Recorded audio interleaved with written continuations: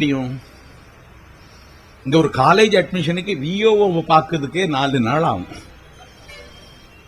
அவன் தாசில்தார்கிட்ட கையெழுத்து வாங்கி, ஆர்ஐட்ட கையெழுத்து வாங்கி, சாதி சான்றிதழ் வாங்கி, வருமான சான்றிதழ் வாங்கி, பேங்க்ல காத்து கிடக்கணும். ஸ்டேட் பேங்க் ஆஃப் இந்தியாவில் ஒரு டிடி 100 ரூபாய்க்கு டிடி எடுக்க. ஒரு கல்லூரியில ஒரு மாணவனை சேர்ப்பதற்கு, ஒரு டிடி பெற்றுக் கொள்வதற்கு நான் நின்றிருக்கேன் 4 மணி நேரம் இந்த மகளுக்காக. இவன் 24ஆம் தேதி ஃபார்மை விநியோகம் பண்ணிட்டு, 1ஆம் தேதி லாஸ்ட் டேட்னு அனௌன்ஸ் பண்ணிட்டு, 25ஆம் தேதி தரணும்னு 45 நிமிஷத்துக்கு முன்னாடி இவன் அறிவிச்சு, மின்னஞ்சல் அறிவிச்சு, அந்த 45 நிமிடத்துக்குள்ள இந்த ஸ்வான், யூனிடெக் போன்ற கம்பெனிகள் புகுந்து விளையாடிட்டான்னா, உண்மையான தகவலை சொல்லுகிறேன், இவர்களுக்கு தான் கொடுக்க வேண்டும் என்று நீராராடியா மூலம் ஏற்கனவே பேரம் பேசி படிந்து விட்டது.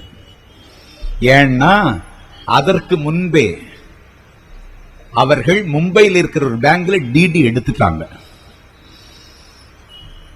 என் மகளுக்கு கல்லூரி கட்டினா 50,000 ரூபாய் செலுத்தணும்.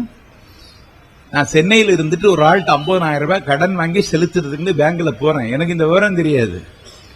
ஸ்டேட் பேங்க் ஆஃப் இந்தியாவில் சொன்னா 50,000 ரூபாய் எல்லாம் சேர்த்து அனுப்ப முடியாதுன்னு. 50,000 ரூபாயை என் மனைவியினுடைய அக்கவுண்ட்ல பேங்க்ல போட முடியாதுங்கிறான். எவ்வளவுதான் சார் போட முடியுங்கிற? 25,000 தான் போட முடியுங்கிறான். இந்த நாட்டினுடைய குடிமகன் ஒரு பேங்க் அக்கவுண்ட்ல 25,000 ரூபாய்க்கு மேல் போட முடியாது என்கிற நிலைமை இருக்கிற பொழுது, பல்லாயிரம் கோடி ரூபாய் பரிவர்த்தனை செய்யக்கூடிய ஸ்பெக்ட்ரம் அலைவரிசையில மட்டும் 10,000 கோடி ரூபாய்க்கு டிராஃப்ட் எடுத்தது எப்படிங்க? 10,000 கோடிக்கு டிராஃப்ட் பாம்பேல இருக்கக்கூடிய பேங்க், மும்பையில் இருக்கக்கூடிய பேங்க்ல எடுத்திருக்காங்க. 13 நாளைக்கு முன்னாடி எடுத்திருக்காங்க.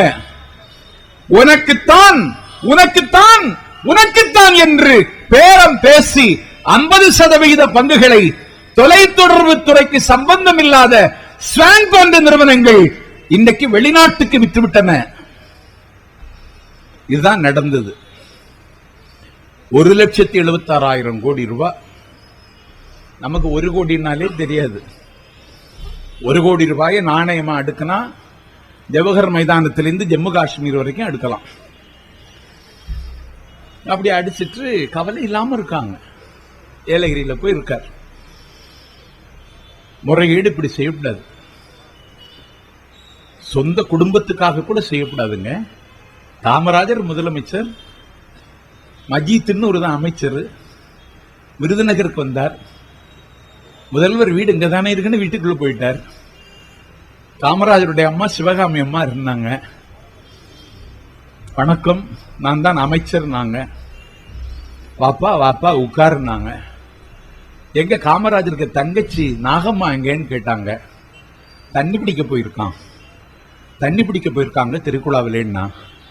முதலமைச்சருக்கு அம்மா வீட்டிலே திருக்குழாயில தான் போய் தண்ணி பிடிக்கணுமான்னு சொல்லி இருந்த இடத்திலிருந்து உத்தரவு பிறப்பித்து 24 மணி நேரத்தில் பைப்பு கனெக்ஷன் கொடுத்து காமராஜர் வீட்டில் தண்ணி வந்துச்சு பைப்புல. டெல்லிக்கு சென்னைக்கு போனார் மஜித்.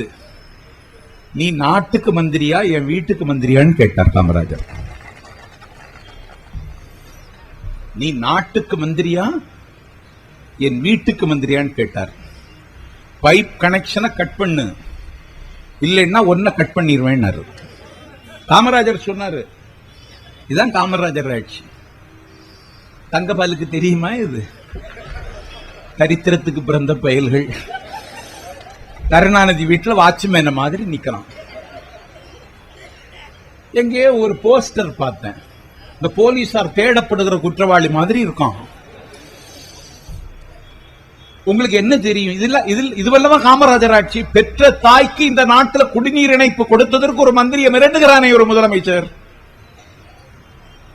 வெளிப்படையா இந்த நாட்டில் 25 லட்சம் ரூபாய்க்கு ஒரு பிஎட் காலேஜ் நிறுவனத்தை தொடங்குவதற்கு வாங்குகிறான்னு சொன்னா, நாஞ்சில் சம்பத்தை கேட்கிறேன். 540 இன்ஜினியரிங் காலேஜ் இருக்கு. அப்ப உயர்கல்வித்துறையில் நம்ம அடிச்சிருக்கிற கோடி எவ்வளவு? 540 இன்ஸ்டிடியூஷன் இருக்கு.